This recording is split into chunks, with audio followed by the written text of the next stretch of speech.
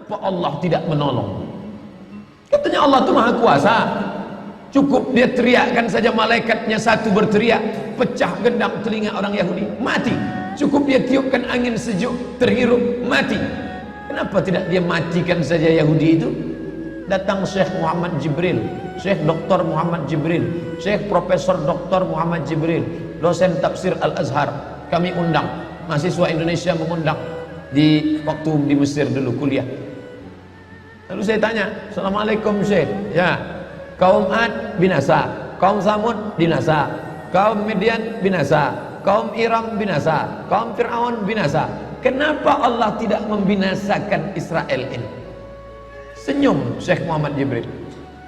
Apa kata dia? Ya beni, anakku, seandainya Allah membinasakan Israel ini, lalu apa yang tersisa untukmu? Ditunjuknya saya. Seandainya Allah membinasakan Israel ini, lalu apa yang tersisa untukmu? Terdiam saya. Orang berpikir heran, apa yang mereka kejar ke Palestina? Andai ada orang ingin merebut Irak, masuk akal. Merebut Irak karena banyak sumur-sumur minyak.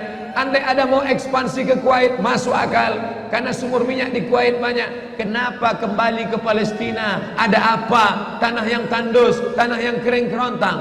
Mereka ingin membuat sebuah negara dengan keyakinan akan turun Mesias, sang juru selamat yang dijanjikan oleh Tuhan, dengan syarat orang-orang Yahudi mesti kembali ke negeri yang dijanjikan Tuhan. Dan ketika Israel masuk ke Palestina, mereka ambil tanah itu, mereka hancurkan rumah orang Islam, mereka buat tembok panjang.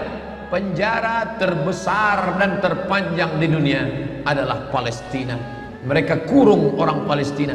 Mereka buat tembok beton yang tinggi, panjangnya 700 km lebih. Mereka ingin menghancurkan Al-Masjidil Aqsa berkeping, sampai akhirnya disitulah nanti kemarahan umat Islam. Entah marah entah tidak, melihat gayanya tak marah. Oh, kalian hancur-hancurkanlah. Banyak lagi urusan kami sibuk dengan ini. Tapi akan ada hamba-hamba Allah. La tazulu fi ummati ta'ifatun min ummati. Akan tetap ada sekelompok umatku yang memperjuangkan agamaku, kata Allah Subhanahu wa ta'ala. Jangan sampai dikatakan Palestina bukan urusan kita. Ini kan masalah politik. Indonesia ya Indonesia, Palestina ya Palestina. Antum tidak mengerti masalah dunia. Palestina adalah masalah umat Islam. Subhanalladzi asra bi'abdihi. Maha suci Allah yang sudah memperjalankan hambanya minal masjidil haram, dari masjidil haram, ilal masjidil aqsa, masjidil aqsa, masjidil aqsa Palestina. Kita yang tertulis dalam kitab suci kita bahwa kita punya ikatan emosional. Kenapa kita tidak yakin itu? Yahudi ajarannya dibuat-buat, ajarannya mitos, tapi mereka punya keyakinan yang luar biasa. Mereka rebut negeri itu, mereka kuasai, mereka hancurkan negeri musuh. Atas dasar apa? Keyakinan bahwa Mesias akan datang. 70.000 Yahudi wara'ad Dajjal. Ada 70.000 Yahudi yang akan berada di belakang Dajjal ketika dia turun nanti. Makanya tiap hari, tiap petang kita berkata, Allahumma inni a'udzubika min adzabi jahannam, wa min adzabil qabri, wa min fitnatil mahya wal mamat, wa min syarri fitnatil masihid Dajjal. Dajjal itulah yang sedang mereka tunggu. Dajjal itulah yang sedang mereka nanti-nantikan. Kita menantikan kedatangan, dia pun juga menantikan akan kedatangannya. Bedanya apa? Mereka meyakininya dengan semangat.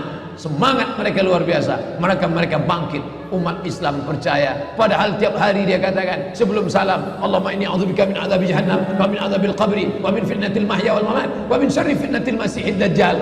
Tiap hari dikatakan, tiap hari diucapkan. Tapi dalam hati, betul tak Dajjal datang? Entah iya entah tidak.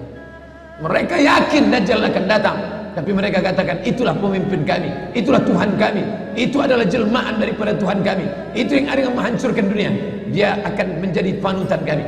Kita berkata itu musuh kami, tapi kita pun ragu entah musuh entah tidak. Oleh sebab itu kita minta ampun kepada Allah atas kurangnya iman kita.